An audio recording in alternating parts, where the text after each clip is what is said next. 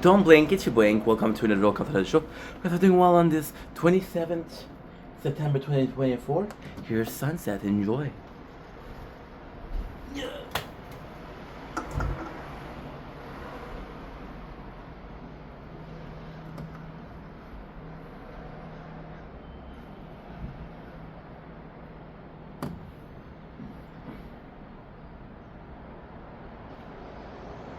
Don't blink, it's your blink. Welcome to Welcome to the show. Hope you guys are doing well on this 27th September 2024. This is a short, just say a eternal thank you.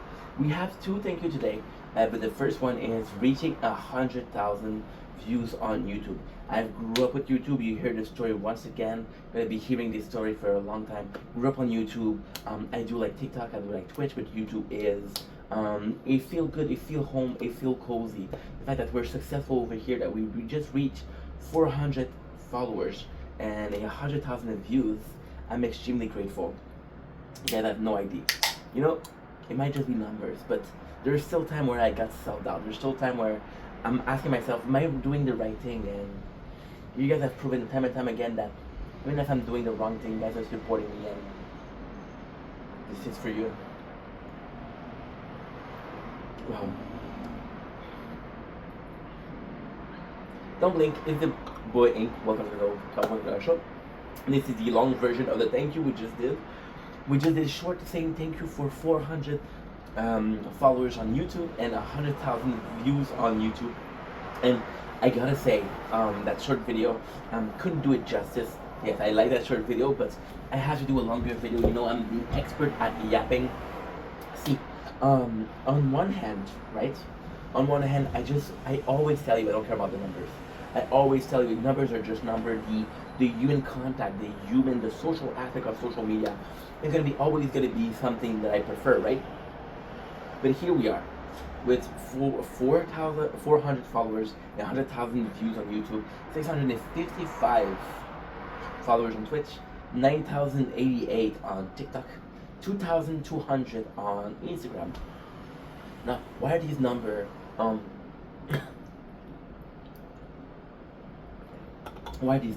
worth mentioning?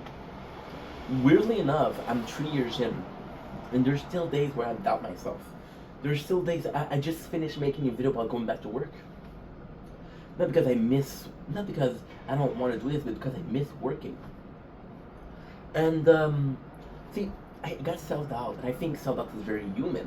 And you guys are seeing me day after day after day with that smile, and I'm extremely grateful, guys. Fucking 400 followers, 100,000 views on one of the platforms I grew up with. This is more than I thought I would be able to. See, I mentioned this in a video previously. It's super easy to take a camera and to film. It is easier to have these big plans. It is easier to say, yo, this is gonna be my job.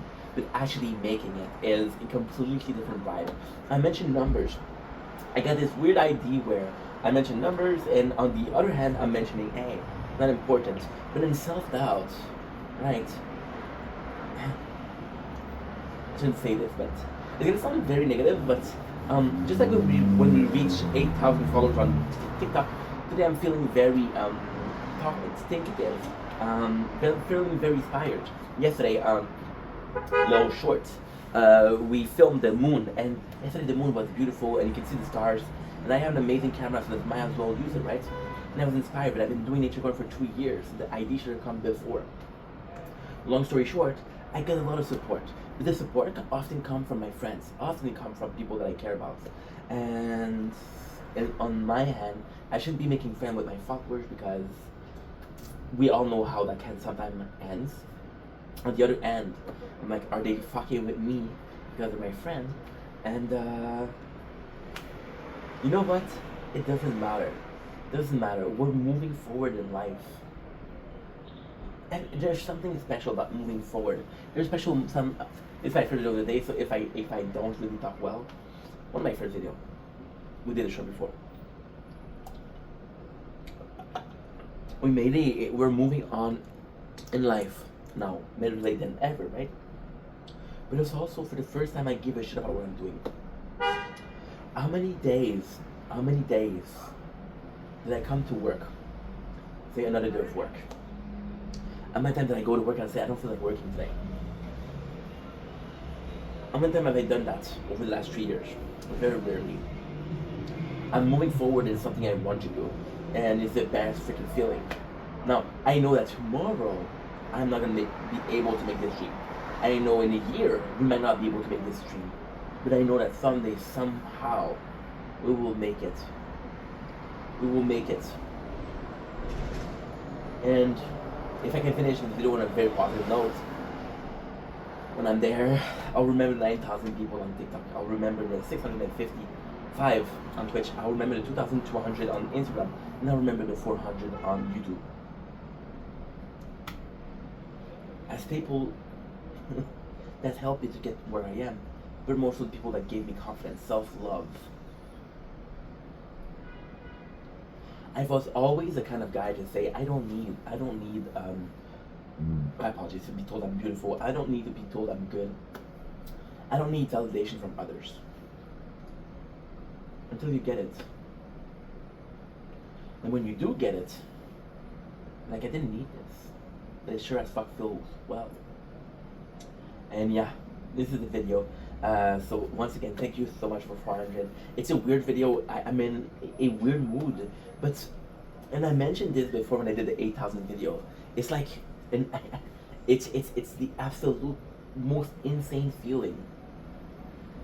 You're moving out of your family home, and you're so excited to be living on your own.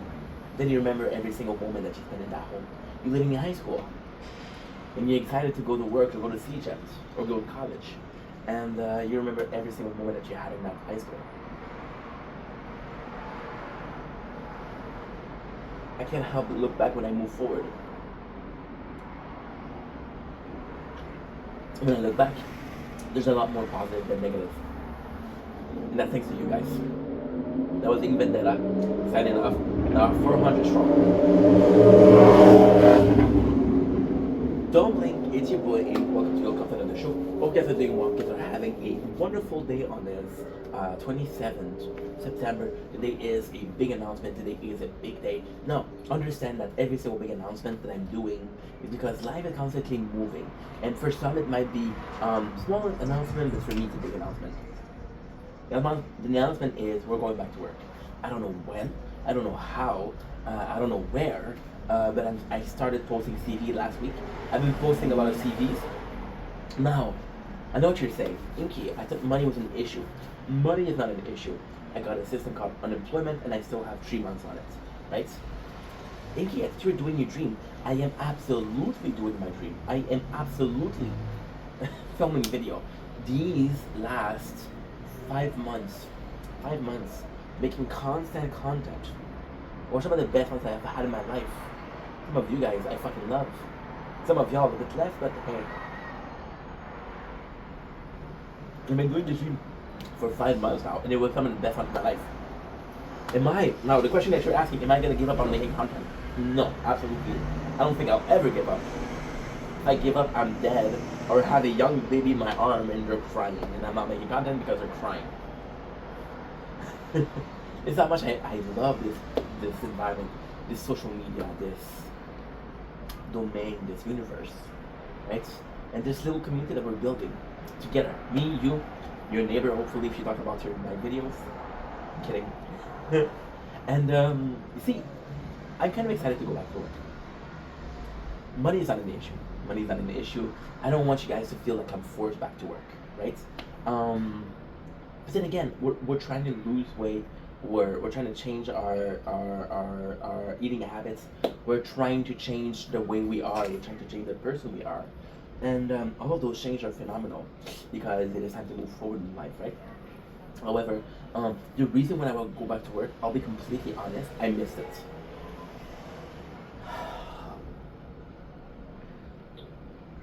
See, the content I'm making, I love it. I fucking love it. I have this passion for the content I'm making.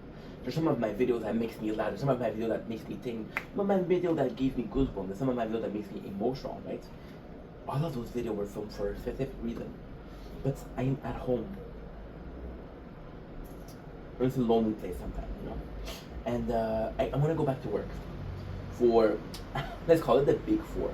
Okay, the first one is I think I'm gonna grow more out of adversity. Adversity is gonna take me way forward in life. No matter how hard I work on myself, right? I need to be confronted. I need to be told, hey, what you're doing is not good. Because if I don't get that, I won't notice. Okay, I'm the kind of guy that goes in gun blazing and don't care about the consequences. Number three, this it's October, right? During the winter, there's not going to be a lot of jobs. If I find a job, I want to find it now. Now I still have 3 months of unemployment, and in 3 months finding a job is going to be even harder, right? So we're going in hoping to get a job before the season ends, and we'll see how it goes. Now number two, because there's always going to be a number two, right? Number two is really simple. Once again, the social aspect. Now, I'm having people, and it's weird because you're having such a community, you're having so many talks over the phone, over text, over on Instagram, over in the DM of TikTok, over Twitch, right? And those are amazing. But it's so fucking different. It's like, let's give you an example, right? It's like texting this person every single day, and when you meet them, you have nothing to say. Because it feels weird. And lastly, I want that human contact again. I want that human contact. I want to see those people. I want to find people I'm going to be friend with, and I want to find people I'm not going to be friend with. And lastly, this is the bigger one. This is the absolute bigger one. This is the biggest one, okay? So the last reason is two little reasons. The first little reason is I grew up extremely during those 5 months. I've went through a lot of shit, right? And that's a good thing. And I think I evolved. And I want to test that new ink. Because in life, you're going to move forward. No matter what you do, you're going to move forward. You're trying to have, you're trying to understand if moving forward in this direction okay, or is it too this way? Should I go back a little bit? Did I miss some things? And that's important to always test yourself. And the last one is the content I'm making, although I'm super proud of it. The content I'm making could be using variety. The content I'm making could be using a different mindset. And that is pretty much it. So we're going back to work. Once again, do understand that it won't happen tomorrow. Do understand that it won't happen today. I'm still trying to find a job. But I was thinking, and I haven't decided yet because it's a very good idea to post where you work, because there's a bunch of crazy people out there. But I was thinking about maybe doing a playlist or a couple of videos saying hey, maybe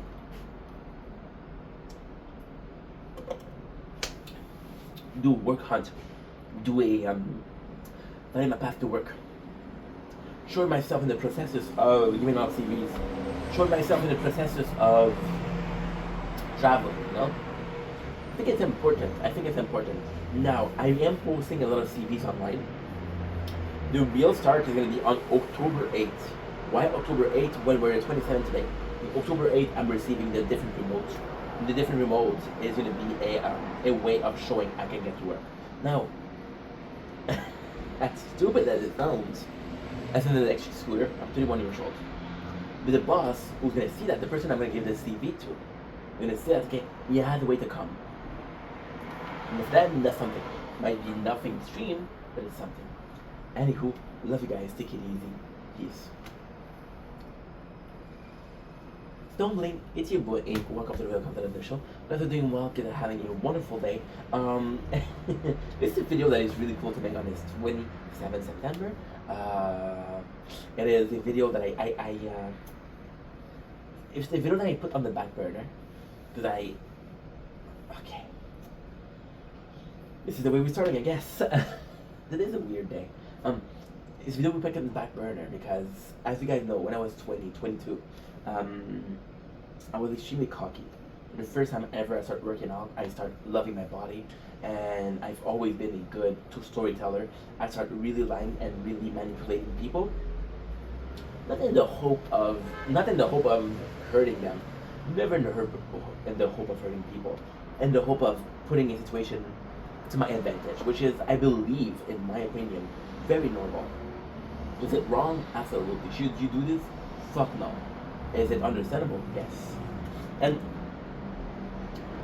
it's manipulation, and I had an idea for manipulation, but I had an idea to teach you a little bit about charisma.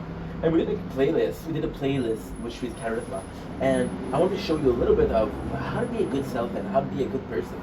And in my opinion, being a good salesman sometimes manipulating people. I'm not okay with it. But what if I was to tell you? What if I was to teach you to see it, right? The subject we're going to see today is the perceived manipulation. It is manipulation 101. Manipulation 101. I just prepared, and it's I'm having such a weird day today. I'm not focused. I'm unfocused. It's weird. It is the perception of multiple choice. Now, what is the perception of multiple choice? Now, we're gonna see the main example, which is a game show. So there's a certain game show that's gonna tell you there's 3 doors behind you. There's 3 doors. Behind one of those doors is a grand prize. You can choose a door, right? And you can tell me which prize it is. Now, the contestants, you're gonna say, I want to go behind door 1. The trick here is there's no precise door number, right? So the announcer knows the curtain behind which the car is. Let's take an example for a car. He knows the example, the curtain of the left holds the car, and then you see the curtain to the left is number 1.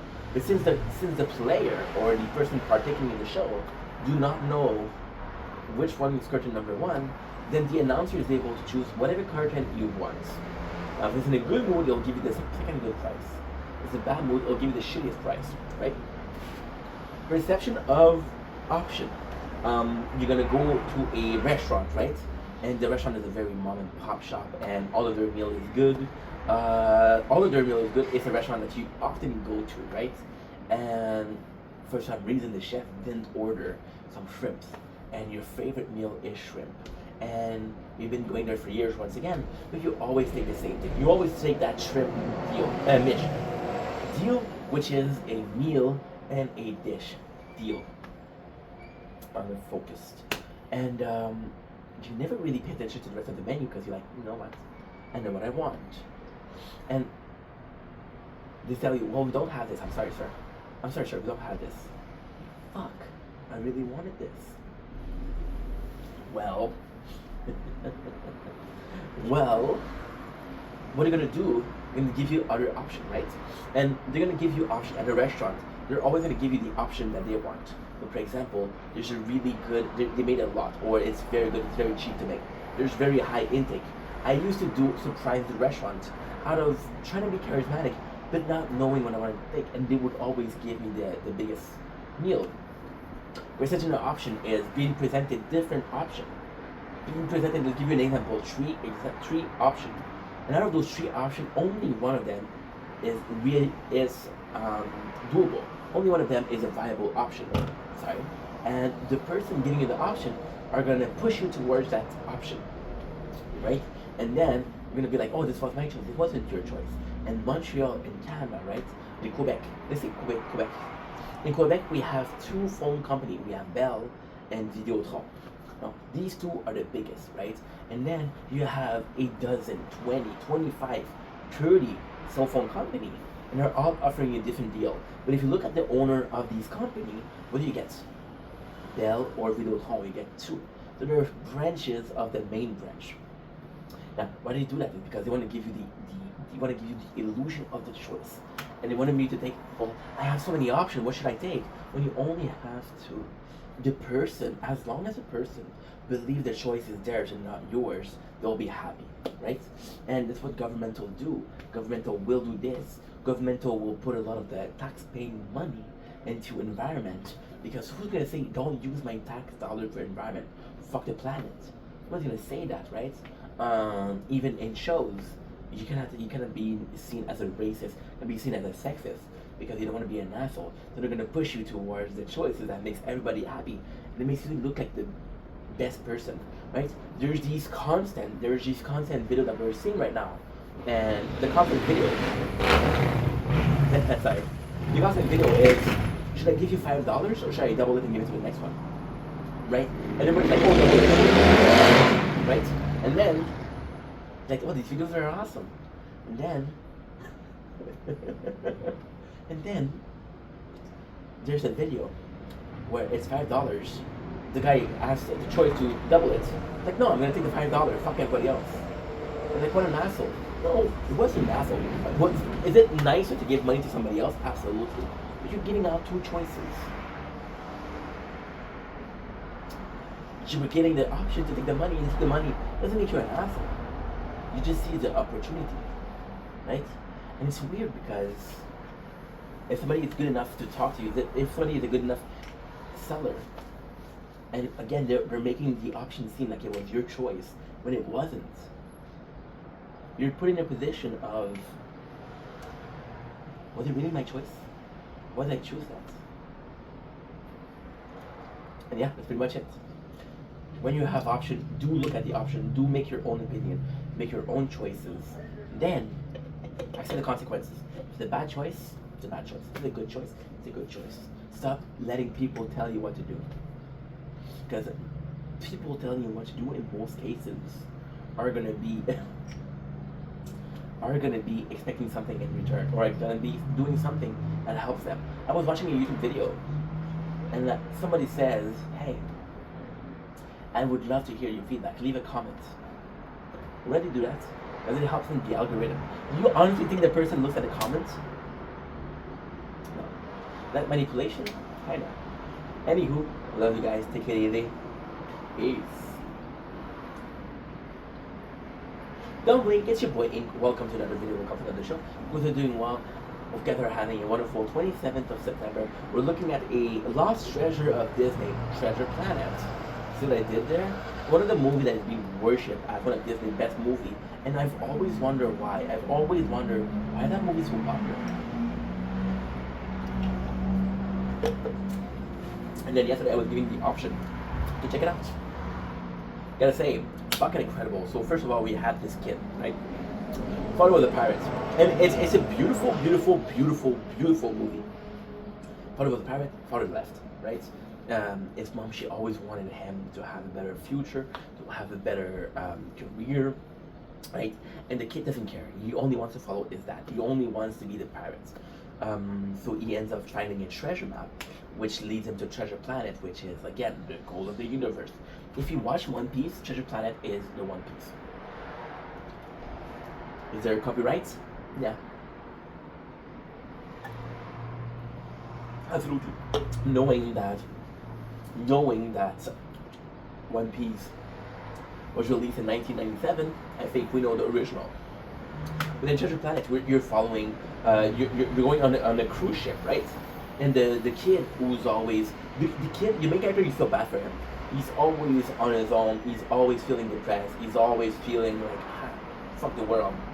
And then you met the pirates, a pirate guy. And that pirate guy is very kind to him. He teaches him the rope. And it's kind of sad because you can see the main character didn't have a father figure.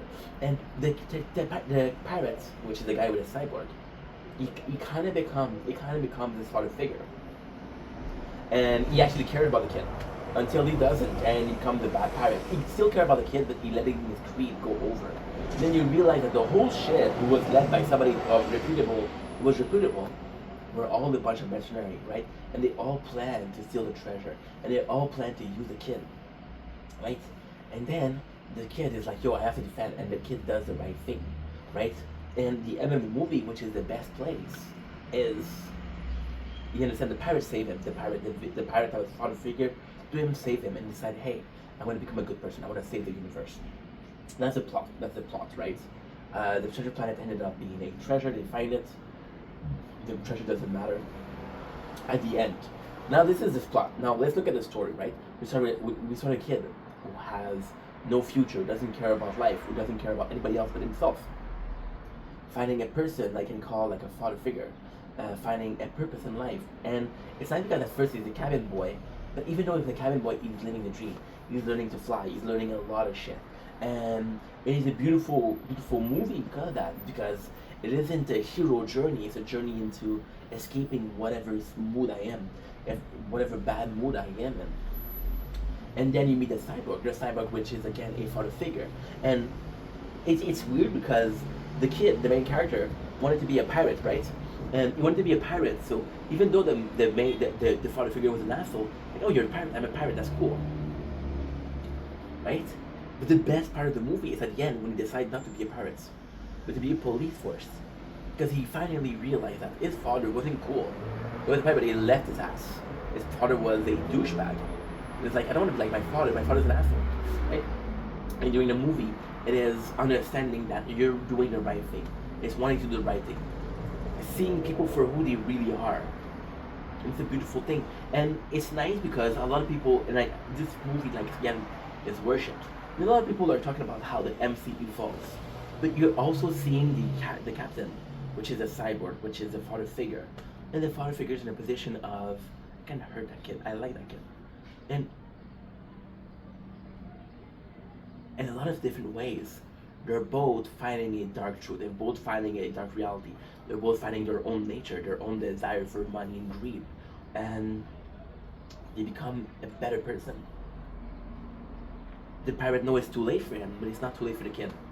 And the kid, when he finally joins the Marine, and it's kind of crazy, because that movie is so well made.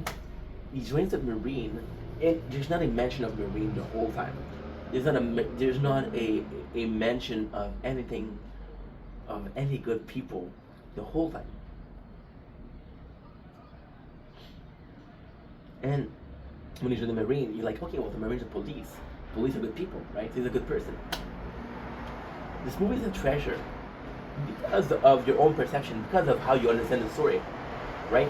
Because you somehow put yourself in the shoes of the main character. And when he does something wrong, you forgive him because he wasn't raised properly. But do something right, like, oh, holy shit, I like that kid. That kid shows us how flawed we really are. It's a Disney movie. In Disney movie, you see, like Hercules. Hercules was flawed as fuck. I think that's why I like him so much. Don't give me a hero give me a hero. Give me a person that acts heroic. A huge difference. Anywho, love you guys. Take it easy.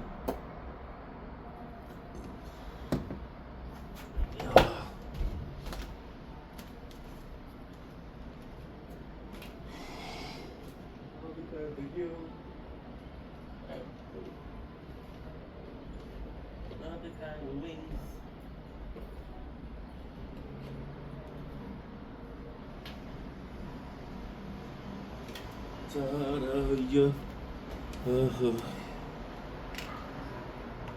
Wanna change scenery a bit, guys? Okay, no problem. Battery is hella low. Hella. Hey, hey, hey, hey. You had my heart. We'll never be world apart. Maybe in magazine. Or still she'll be my fart. There you go, that's perfect. That percentage. Hopefully it won't drop. That's good.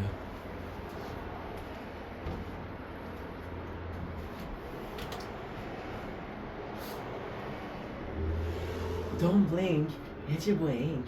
Welcome to the show. Guys are doing well, kids are having a wonderful 27th of September. We are reviewing, recapping, no matter what you want to call it, let's call it like that. Episode 11 and 12 of season 2 of Dexter. And I gotta say one word, what an amazing show. To be honest, right? Didn't really like season 2. Didn't like the ending. Anticlimactic as fuck. We still have Dokes in a cage. And Dokes tell Dexter a secret. Dexter's father would spend his whole life trying to make him a moral killer. A killer that had moral, that had values, which had a justice system. No matter how fucked it was, he had justice system. So he couldn't control, he couldn't help Dexter. So he unalived himself. And Dexter's whole plan, this whole worshipping of Harry, I was like, holy shit, this guy, I killed him. He tried to help me and I couldn't help him back. So it really messed with Dexter. The whole of episode 11 is still trying to find. It really sucks. It's really sad episode. It really is sad. The whole episode is, oh, well, you know what? Dokes was the killer. We don't like him. Only Lagertha still like him. Only Lagertha went to the funeral, her and Dexter. Dexter knowing the truth, Lagertha not knowing the truth. Right? We have Leela and Angel going together. And I'm gonna be honest, I really didn't like episode 10. I didn't really like episode 11. I'll be completely fucking honest. I'll be honest. See, it's a tough thing. It's a tough thing because Angel, everybody loves Angel, right? And it goes with Leela, and Leela gave herself Rufy. And because she gave herself Rufy, she make it seem like Angel raped her. And she's like, oh, she tells Dexter, if you go back with me, I will drop the charges. She's willing to destroy a good person image. Now, Dokes, and the way the show is put is really nice. Dokes was an asshole. We don't care about Dokes. We do not care about Dokes. Well, Dokes at the end, that's not true, because Dokes at the end is something very noble. Try to stop Dexter. Not because he has to stop Dexter, because he wanted to save Dexter. He wanted to do like Harry did, right? Which make Dokes very similar to Harry. And it is completely nuts. Just going back to Harry unaliving himself. To get a small break from the story, it's really beautiful. You're seeing Harry, even in season 1, you see Harry fight a corrupted system of justice, a corrupted system, and then Harry says, "You're my only option, Dexter," and Dexter kills the person that is indeed the person behind the corruption, right? And it is insane. It is insane because at the end of the day, I get the text. I get this person texting me all the time. Holy shit. Okay, good. Okay, so that's super important. Oh, I'm sorry, dude. I'm an asshole, but I get texts every single day. I was waking up and people say, "Hey, when are you waking up? I need to talk to you." You talk to them. How are you? I'm just bored. Long story short, Dexter does the right thing, just killing the guy who's corrupted. And then Harry's like, I cannot believe you killed him. Stay away from me. I'm afraid of you. Right? Which is a beautiful thing, which is what Dokes wanted to do. Dokes wanted to fight a corrupt system, no matter what it was. Right? Going back to the story, Angel that Dokes being an asshole, we don't really care if he gets framed. And I think the story is put that way. The story is put like, we don't really give a shit about Dokes. That's the way it is.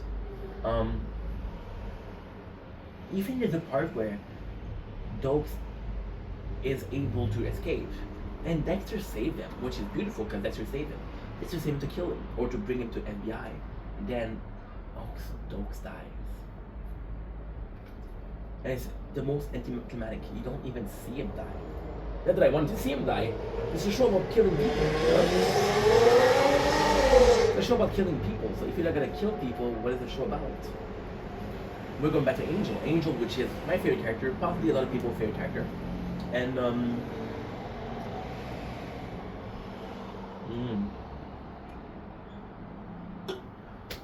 really, really good.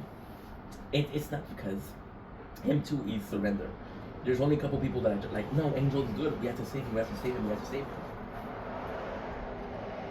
So you're willing to excuse Angel, but not Dokes. And the only reason is because Angel is likable. But if both fucking your coworker, they're both part of this house, they're both part of this family, it doesn't make a lot of sense, right? So Dexter, understand that he was able, the only way to fix it, the only way to fix the problem, because they're looking for the Arbor Butcher, right? And you know it's him, and he's gonna get caught, right? And it's complicated.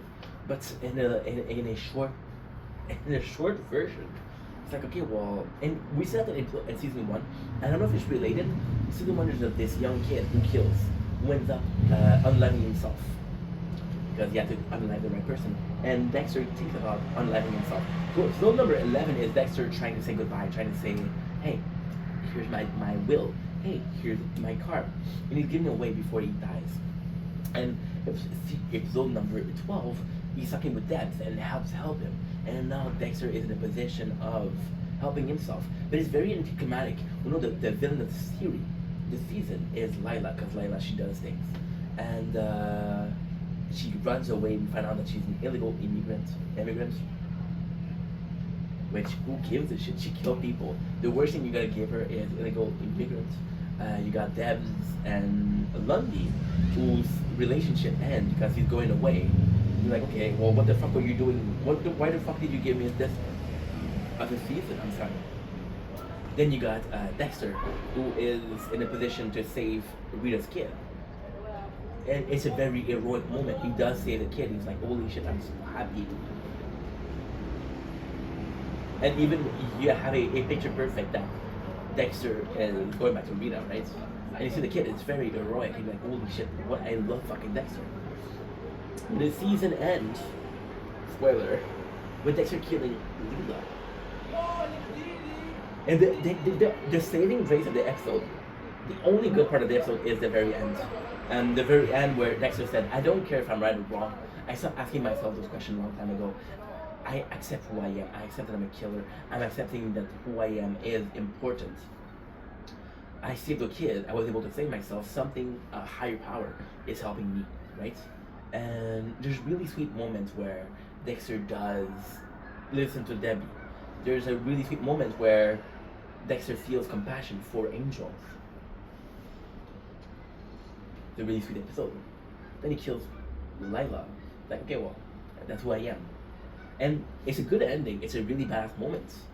But you have to understand that in season 1, Dexter was already proud of who he was. He was already proud of the person he is. He was already okay with the fact that he was a killer. You put himself in a doubt situation. You're like, you know what? No, I didn't have those doubts. So yeah, so not the best 2 episodes. That's my opinion. Anywho, love you guys. Take it easy. Peace.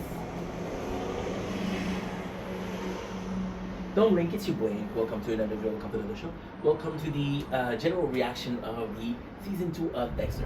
Season 1 was by far my favorite. It was way better. Season 2 was good. You're seeing more of Dexter.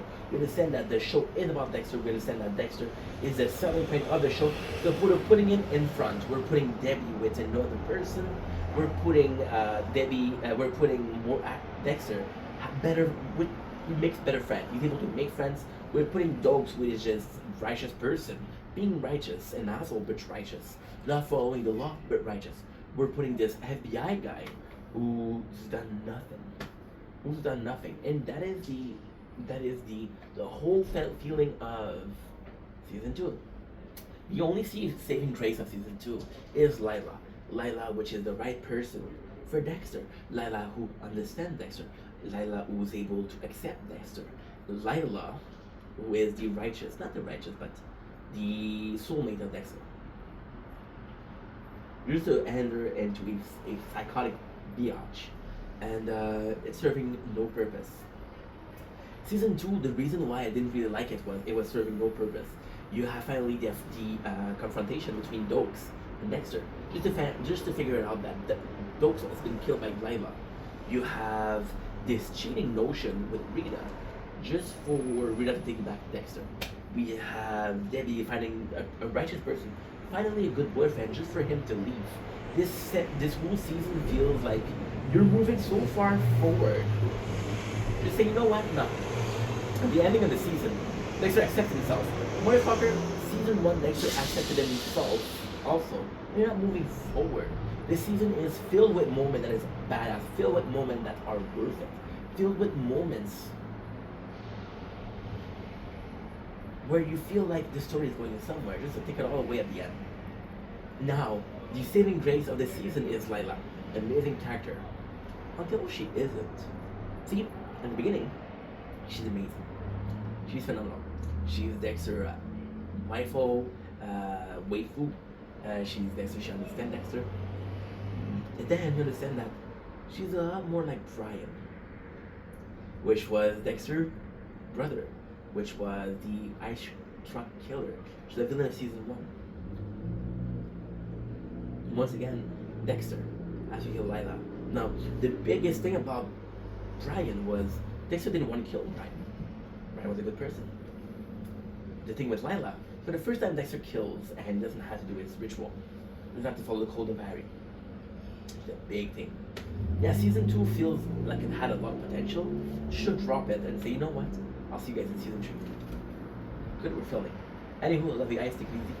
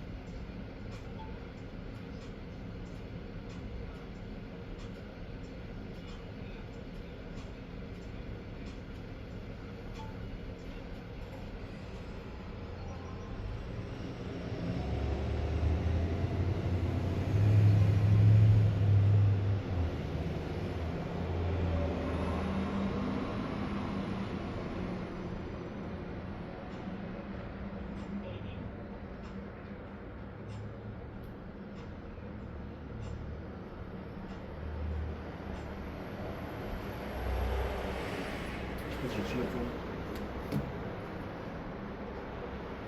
Don't blink, it's your brain. Welcome to the show. Because they're doing well, because they're having a wonderful day, night, evening, afternoon. Bloopers. I addition to stretch. I'm tired. The sun goes down. I feel the life exchange. It's like I'm paranoid. Don't blink, it's your boy. Welcome to Video Club the show. Doing well on this 27th September. I know it's dark outside, and I apologize, but this is my last video of the day, so you'll forgive me. And I'm in a really good mood today because we are recapping episode 15, 16, 17 of One Piece. And it is candy. So in episode 14, a little recap of the recap. We're seeing the difference in between the pirates of Luffy and Kuro. Kuro's after money. Kuro was willing to betray his whole squad. And Luffy, who believes in his whole squad and don't give a fuck about loot. The best part of the episode is the fight, of course. The best part of the episode is how Kuro killed his henchman, because, let's be honest, if Kuro didn't, my apologies, kill his henchman, can Luffy win? Possibly. It'd be harder. Absolutely. Did we need the fight to see that fight? No. See, the syrup arc is a great one. I love the syrup arc, which is ending in 17. No. Yeah. It's ending in 17, right? Wait a second. 15, 16. I'm tired. So Kuro does get defeated by Mr. Luffy and squad. We're having a really, really sweet moment where the Usopp pirates, which is the three kids, are helping Kaya, and it's really sweet because they're not strong. And my favorite part of this episode, my favorite part of the three kids is they're supposed to present Usopp. Usopp has a great spirit. Usopp who has a great sense of morals. However, they're not strong. They want to protect people. They can't protect people. The difference between protecting people and wanting to protect people. Huge difference, right? So, oops. Oh, Celsius. That wasn't planned, but hey, we'll fake it. Which is cool because in this episode we're talking about Kuro and Luffy, and for the first time, Luffy does the most badass move.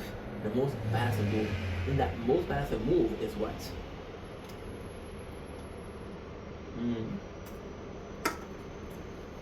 Luffy talks about Usopp and say Usopp is always going to be a better player than you, and they protect his crew. Now, this is the beautiful thing. Usopp and Luffy are actually very similar. Luffy has three henchmen. Well, henchmen. Luffy technically has two. He has Zoro and Nami. Usopp has the three kids. So they all have a small crew. Usopp is literally trying to defend them. Usopp goes after the Kuro pirates, or Black Cat pirates, Captain Kuro. And he knows he's gonna lose, but he wants to protect his crew, he wants to protect Kaya so bad that he's trying to. And Luffy respects that. And this is why we love this episode. At the end, we're seeing Usopp trying to be a pirate on his own. So he wants to leave. Luffy and Zoro tell him, hey, I'm sorry, it's emotional. The only reason we helped you is because you were willing to defend people. We want you to help yourself before we helped you. If you didn't help yourself, we would not have helped you. And once again, it is really cool because you're seeing the similarity in the way of seeing life, and we're seeing the similarity in the way of dealing with trouble, and we're seeing the similarity between the people we like and dislike between Luffy and Zoro. They're agreeing on a lot, which is cool because Luffy and Zoro is one of the best romance. And Zoro is the second hand of Luffy, and arguably the strongest of the Straw Hats. Arguably. Okay? My Sanji people, chill out. I love Sanji too. And at the end of the show, my favorite part is Usopp tells everybody, hey, let's keep it a secret. The Black Cat didn't happen. You don't want to worry people. We don't care about the butler being there. But the ending of the Syrup Saga is super important. You get the Going Merry ship, which is the first real ship of pirates we have, the first real ship. And the reason why it's so important is because it'll carry us all the way to Frankie with the Thousand Sun, which is in, I want to say 400 chapters, 500 chapters, right? It's crazy. Then we have Usopp who's going to go on a trip, and the best part is Luffy tells Zoro, oh my god, I fucking love Zoro. Zoro telling Usopp to go in and saying we're friends. Come aboard the ship, and we're finally recruiting Usopp. And with four pirates, Luffy officially has a crew. There's a really nice celebration. There's a really nice drinking beers. There's a really sweet moment. One of my favorite moments of the show is Luffy of the whole show. Luffy, Sanji, Usopp, Nami, and Zoro all drinking a drink and putting their legs on a barrel of rum and thinking about their dream, right? It's a beautiful moment. We have the end. We have a super cool moment where, although Usopp's lied, it's kind of crazy because you can tell that the writer, Oda or Goda, really enjoys Usopp because when he leaves, he has this hero leaving. Is Usopp pirates are still spreading the rumors. Pirates are coming. Pirates are coming. And it's just a sweet moment. That's pretty much the episode. Episode 18, bit boring. They go on an island. They're meeting a bunch of they're meeting a pirate. They go on this island. They meet a pirate. They meet a different bunch of animals who are all messed up. It's a weird island. It's an episode long. Luffy is looking for treasure. Just to realize that there's no treasure on the island. And once again, he gives a speech of it doesn't matter what you do. A treasure isn't necessarily money. So it's a cool episode, but it's pretty pointless and doesn't serve a bigger purpose than just Luffy being a good person.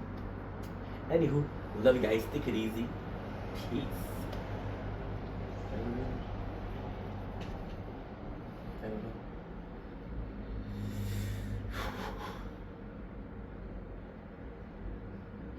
I don't mind. What's the use?